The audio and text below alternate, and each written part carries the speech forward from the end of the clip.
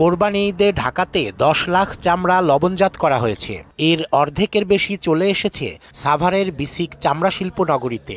আর সামনের সপ্তাহ থেকে আসা শুরু হবে ঢাকার বাইরের চামড়া। ঢাকার বাইরের মাল এটা পর্যায়ক্রমে ঢুকবে আর কি, ধীরে ধীরে রোববার থেকে আসবে ওটা বাইরেরটা। যে উদ্দেশ্যে হেমায়েতপুরে এ শিল্পনগরী গড়ে তোলা হয়েছিল তা পূরণ হয়নি।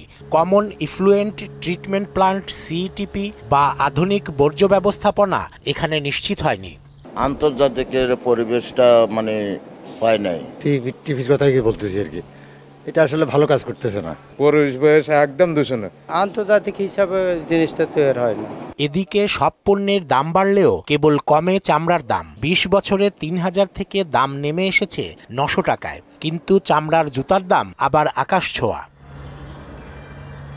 এসব প্রশ্নের উত্তরে ধানমন্ডিতে চামড়া শিল্পের বর্তমান পরিস্থিতি নিয়ে আয়োজিত সংবাদ সম্মেলনে বিটিএর সভাপতি বলেন, জুতা তৈরির উপাদান আমদানি নির্ভর, তাই এর দাম বাড়ে।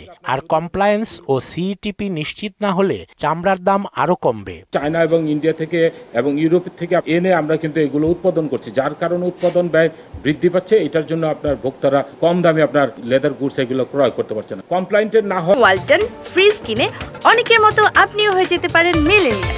সেরা পণ্যের সেরা অফার। তার কারণে কিন্তু আমাদের চামড়ার দাম দিন দিন কমছে।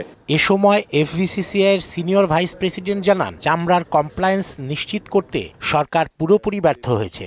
কমপ্লায়েন্স সেটার জন্য যে সিইটিপি ব্যবস্থাপনার দরকার ছিল, সেই জায়গাটি আমি মনে করি যে আমরা সম্পূর্ণ ব্যর্থ হয়েছি। চায়না কম দামে আমাদের দেশ থেকে চামড়া কিনে নিজেরা লাভবান হচ্ছে, তাই যে কোনো মূল্যে কমপ্লায়েন্স ও সিইটিপি নিশ্চিত করার দাবি জানান তারা। চামড়া বাজারটা যেন ঠিক থাকে।